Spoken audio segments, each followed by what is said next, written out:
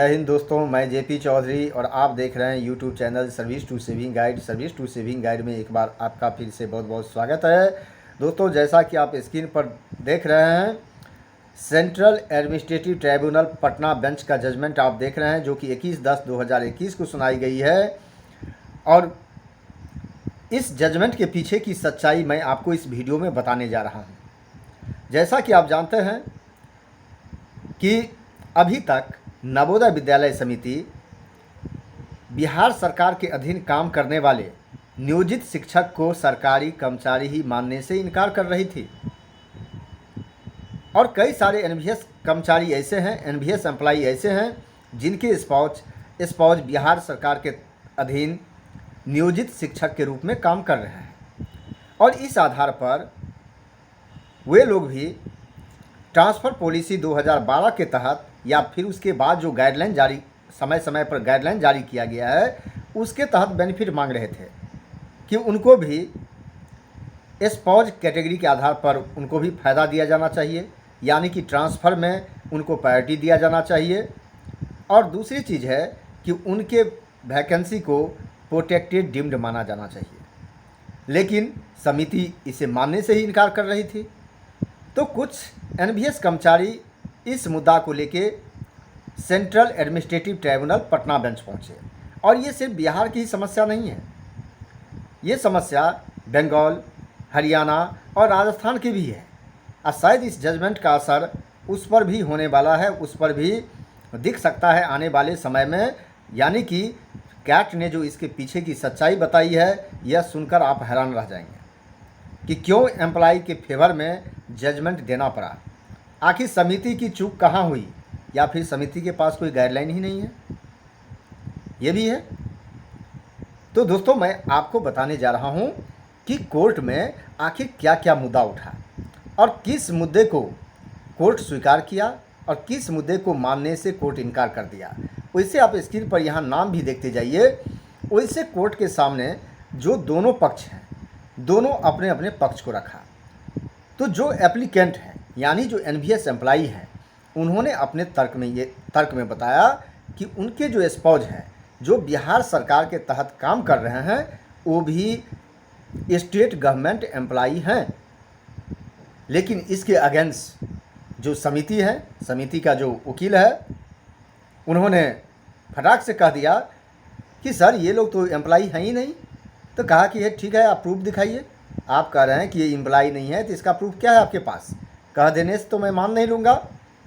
तो इसके सपोर्ट में जो डॉक्यूमेंट कोर्ट के सामने रखा गया, कोर्ट भी हैरान रह गया। कोर्ट के सामने देखिए, अभी तक आप जैसा जानते हैं कि समिति तो उसको एम्प्लॉय नहीं मान रही है, नियोजित शिक्षक को, और इसीलिए उनको ट्रांसफ़र में कोई फ़ायदा भी नहीं दे रही थी अभी तक। जब कोर्ट में दलील की बात आई, तो यहाँ देखिए कि यहाँ जो जब दलील की बात चलने लगी, तो इन्होंने क्या किया, जो एनवीएस एम्प्लॉई हैं, इन्होंने 2021 का गाइडलाइन दिया समिति के कोर्ट के सामने। और उसने कहा कि इस गाइडलाइन के हिसाब से प्रोटेक्टेड डीम्ड के हकदार हैं हम लोग। तो उस पर जो समिति का वकील है, उन्होंने क्या किया, पहले आप यहाँ भी देखिए स्क्रीन पर कि 20/2/2020 का गाइडलाइन रखा गया और कहा कि इसके तहत प्रोटेक्टेड डीम्ड वैकेंसी का लाभ हमें दिया जाना चाहिए। लेकिन इसके बाद जो समिति का वकील है, उसने भी अपना पक्ष रखा। कहा कि सर ये लोग जिनकी बात कर रहे हैं स्पाउस की, वो तो स्टेट गवर्नमेंट एम्प्लॉई हैं ही नहीं। अब क्यों नहीं है भाई? आप अपना डॉक्यूमेंट दीजिए कि आपके पास डॉक्यूमेंट क्या है, कोई डॉक्यूमेंट है आपके पास? तो समिति के जो एडवोकेट हैं, उन्होंने एक यहाँ पर डॉक्यूमेंट रखा। उन्होंने एक क्लैरिफिकेशन, यहाँ मैं अंडरलाइन कर रहा हूँ, इसे भी देखिए। एक कहता है कि एक क्लैरिफिकेशन लिया गया जिसमें बिहार सरकार ने ये बताया कि जो पंचायत या म्यूनसिपल बॉडीज़ के तहत जो काम करने वाले नियोजित शिक्षक हैं, वो स्टेट गवर्नमेंट एम्प्लॉई नहीं हैं। और इसका रेफरेंस आप देख सकते हैं यहाँ लेटर का कि 26/7/2017 का ये लेटर है, जो कि director secondary education government of Bihar के द्वारा जारी किया गया। और इसमें बताया गया कि ये जो एम्प्लॉई हैं कि ये सब लोकल सेल्फ गवर्नमेंट के तहत इन लोगों का रिक्रूटमेंट हुआ है और रिक्रूटमेंट का रूल्स भी जो है वो अलग है। इसीलिए ये लोग स्टेट गवर्नमेंट एम्प्लॉई है ही नहीं, उनका सर्विस कंडीशन जो है स्टेट गवर्नमेंट के अंदर में नहीं आता है। ये प्लीडिंग दिया गया समिति के द्वारा कि जो पूरी तरह जो रिलायंस पे किया गया, भरोसा किया गया इसी लेटर पर, जो कि क्लैरिफिकेशन दिया था कि ये एम्प्लॉई लोकल सेल्फ गवर्नमेंट के अंदर रिक्रूटमेंट हुआ है और इनका जो रिक्रूटमेंट रूल्स हैं और इन पर जो रूल्स लागू होता है वो भी बिल्कुल अलग है, वो स्टेट गवर्नमेंट का नहीं है। अब बात यहाँ पे आकर अटक गई कि कहा कि इसीलिए इनको हम इसका फ़ायदा नहीं दे सकते क्योंकि इनके जो स्पाउस है वो वैलिड स्पाउस कैटेगरी में नहीं आते। वैलिड का मतलब है कि स्टेट गवर्नमेंट एम्प्लॉई होना चाहिए, लेकिन इनके जो स्पाउस है वो तो नियोजित शिक्षक हैं और बिहार सरकार के कर्मचारी ही नहीं हैं। जैसा कि बंगाल, राजस्थान और हरियाणा में भी इस तरह का प्रॉब्लम है, उसे भी मानने से इनकार कर रही है समिति। फिर इसके बाद अब यहाँ पे बात शुरू हुआ कि ठीक है आप अपना डॉक्यूमेंट दीजिए। तो डॉक्यूमेंट अब यहाँ देखिए जो क्वेश्चन डिसाइड करना था, यहाँ देखिए the moot issue emerging in all the aforesaid ways whether the applicants fall under the protected deemed category on valid spouse ground as stipulated under NVS circular. कहता है कि अब यहाँ एक क्वेश्चन डिसाइड करना है कि वो लोग वैलिड स्पाउस ग्राउंड के आधार पर उनको लाभ मिलना चाहिए कि नहीं मिलना चाहिए, उनको प्रोटेक्टेड डीम्ड स्टेटस मिलना चाहिए कि नहीं मिलना चाहिए। किनको? जो एप्लीकेंट को, यानी कि जो लोग कोर्ट गए हैं। अब ये मुद्दा कोर्ट के सामने में था, अब यही मुद्दा डिसाइड करना है वहाँ पर। तो डिसाइड करने के क्रम में बहुत सारे सर्कुलर उनके सामने में लाया गया, जैसा कि आप देख रहे हैं कि 20/2/2020 का सर्कुलर उनके सामने में रखा गया और इसके आधार पर और इसके साथ 20/2/2020 का जो सर्कुलर है, ये सर्कुलर रखने के बाद कहा कि देखिए इसका कंडीशन 2 ही है। कंडीशन 2 क्या है? पहला जो है स्पाउस के रूप में सेम स्टेट या बगल के डिस्ट्रिक्ट में कार्यरत होना चाहिए, यानी कि एडजॉइनिंग डिस्ट्रिक्ट यानी कि सेम स्टेट में होना चाहिए या बगल के जो स्टेट है, यूनियन टेरिटरी है, उनके नज़दीकी किसी डिस्ट्रिक्ट में कार्यरत होना चाहिए। तो अब देखिए मेरे स्पाउस तो स्टेट के अंदर ही काम कर रहे हैं, फिर भी ये कह रहे हैं कि स्टेट गवर्नमेंट एम्प्लॉय नहीं है और उसे प्रोटेक्टेड डीम्ड का फ़ायदा देने से इनकार कर रही है। और इनके सर्कुलर का आप देखिए कि हम लोगों का जो स्पाउस है वो स्टेट गवर्नमेंट एम्प्लॉई है, ये तर्क दिया। इसके बाद अब जज भी बड़ा ये पड़ गए कि भाई इसमें मुद्दा क्या है। ये लोग तो कह रहा है कि एक तरफ जो स्टेट गवर्नमेंट एम्प्लॉई नहीं है और दूसरी तरफ तो ये बता रहा है कि आप देखिए कि हम लोगों का स्पाउस भी है यहाँ पर स्टेट गवर्नमेंट के अंदर ही काम कर रहे हैं, लेकिन कंडीशन वही है कि वो वर्किंग स्पाउस होना चाहिए और उस स्टेट या स्टेट के जो बगल के स्टेट है उसके किसी नज़दीकी डिस्ट्रिक्ट में भी काम करते होना चाहिए। ये दोनों कंडीशन हम लोग फुलफिल कर रहे हैं, हमारे स्पाउस तो स्टेट के अंदर ही है। अब इसके लिए तो जज ने ये कहा कि आजकल डिसेंट्रलाइजेशन हो गया। आप यहाँ स्क्रीन पर भी देखिए कि प्रेजेंट में जो स्कूल का जो सिस्टम है उसको डिसेंट्रलाइज कर दिया गया है, यानी कि कुछ अधिकार पंचायत बॉडीज़ को दे दिया गया है, कुछ म्यूनसिपल एडमिनिस्ट्रेशन को दे दिया गया है। ठीक है, यानी कि अब पूरा जो सेंट्रलाइजेशन है स्टेट के पास में नहीं है, एजुकेशन को डिसेंट्रलाइज करके पंचायत और म्यूनसिपल बॉडीज़ को भी दे दिया गया है। ये तो बस एक डिसेंट्रलाइजेशन है, ये जज ने कहा।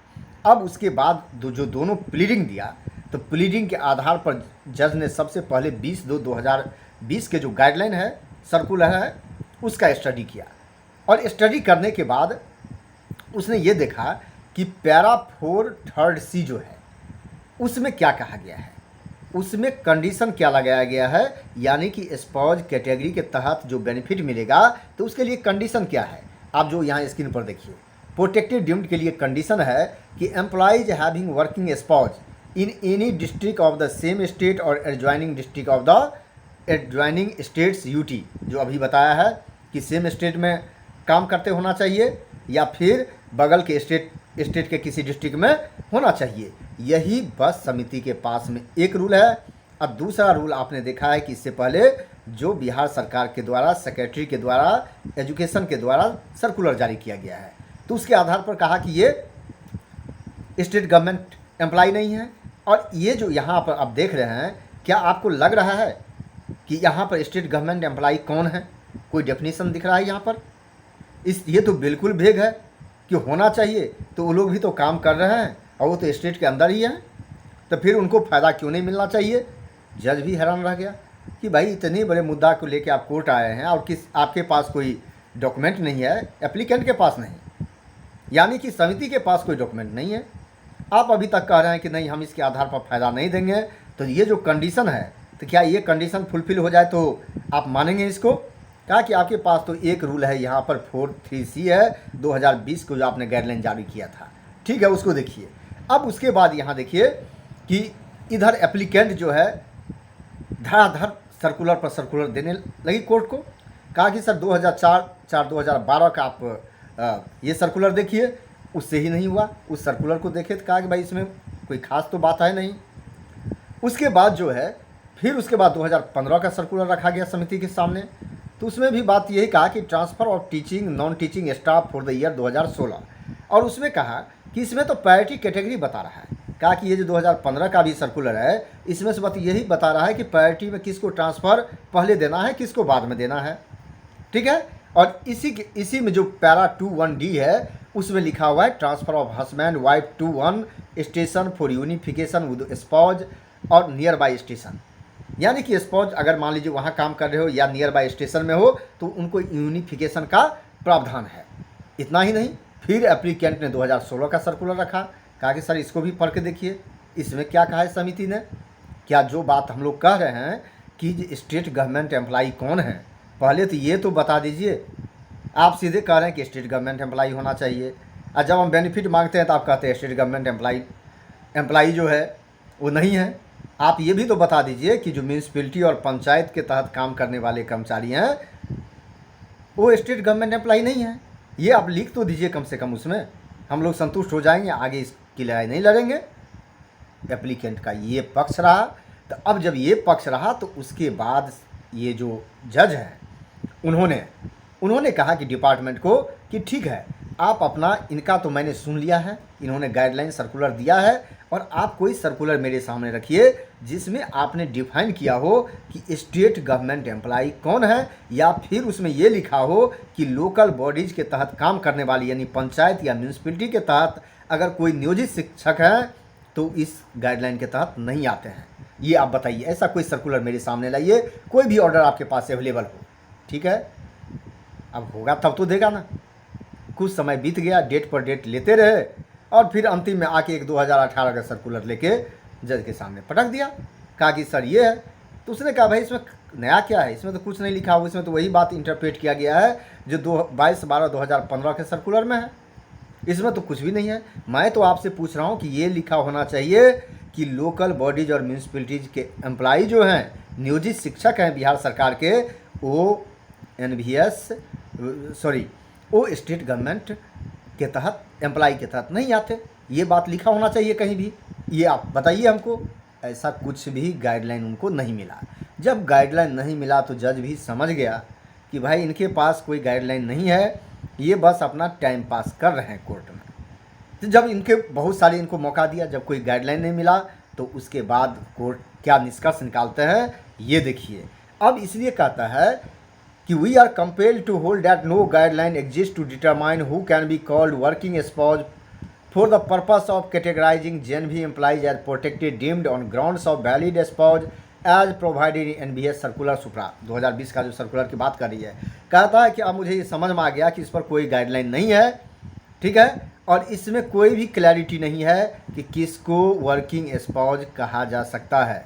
यानी प्रायोरिटी कैटेगरी के तहत ट्रांसफ़र देने के लिए जो वर्किंग स्पाउस होना चाहिए, इसका कोई डेफिनेशन ही नहीं है, इसको कहीं डिफाइन ही नहीं किया गया है।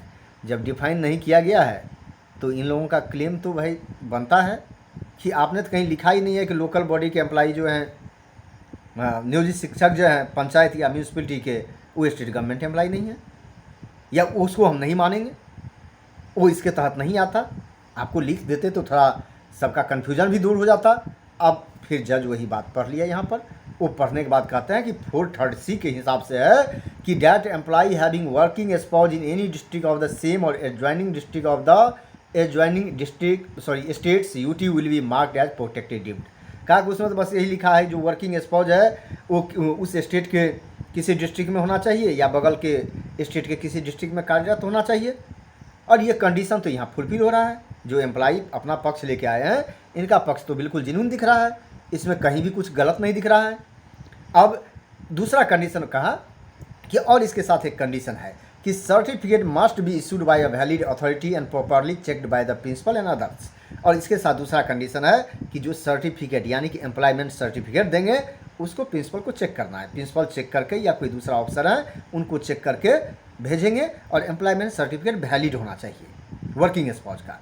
कहा कि वो तो है, और ये जज खुद ही बता रहे हैं कि जो उसमें बात कहा गया है उस पर कोई भी किसी भी तरह का चैलेंज नहीं किया गया। उन्होंने जो सबमिट किया तो respondents have not challenge the genuineness of certificate.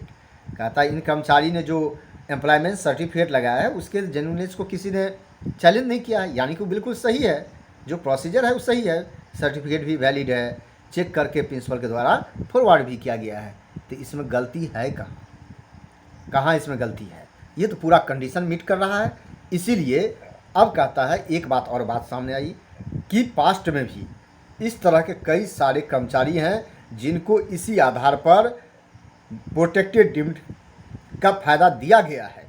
तो जज ने कहा कि भाई अगर ऐसा आप दे चुके हैं तो दूसरे को अगर इस तरह का प्रोटेक्शन आप नहीं देंगे तो ये तो डिस्क्रिमिनेशन है अपने आप में। इसको तो कहा जाएगा अनइक्वल ट्रीटमेंट कहा जाएगा। इसको मीन्स अनइक्वली आप ट्रीट कर रहे हैं दोनों को। किसी को फ़ायदा दे चुके हैं और दूसरे लोग मांग रहे हैं तो आप मानने से इनकार कर रहे हैं।